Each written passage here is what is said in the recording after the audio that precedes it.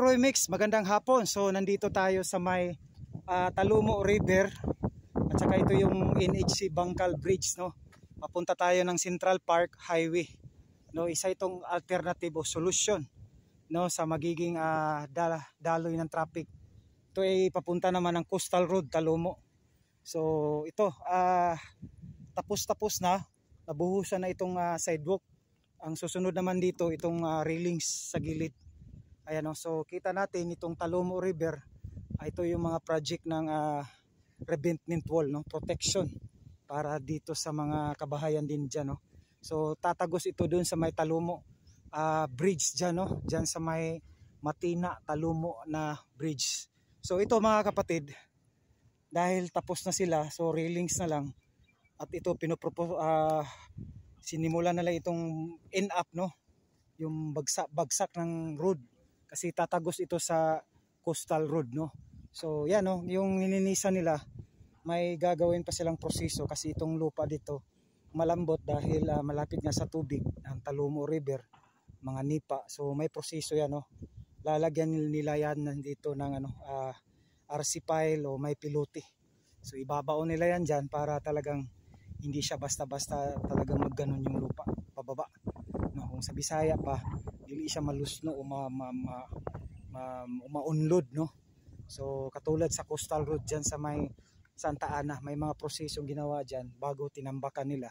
So talagang napaka-strong ng dun sa ilalim nun, no. So yun mga kapatid, no, Elroy Mix. Ay, boss butangan pa pilote butangan pa. So sabi, lagyan pa talaga ng pilote confirm, no. Nagtatanong tayo kay kuya. So pilote RC pile, no. Nakita niyo yung sa ipapakita yung sa mga vlog natin Elroy Mix sa Santa Ana, diyan sa may abutment ng tulay diyan sa may Leon Garcia, between Santa Ana and Leon Garcia. So ayan, pauwi na tayo mga kapatid, no. Ayan, no. So ito yung Talumo River. Yan naman yung mga revetment wall dike project. Ayan. So diretso yan dun sa may Coastal Road Bridge dyan sa may Talumo, Matina Talumo. Ayan. So Elroy Mix. So next balik natin dito, ito namang railings sa gilid, no. Ayan. So dito, ito yung project, no, revetment wall dyan. So ito naman dyan sa kabila.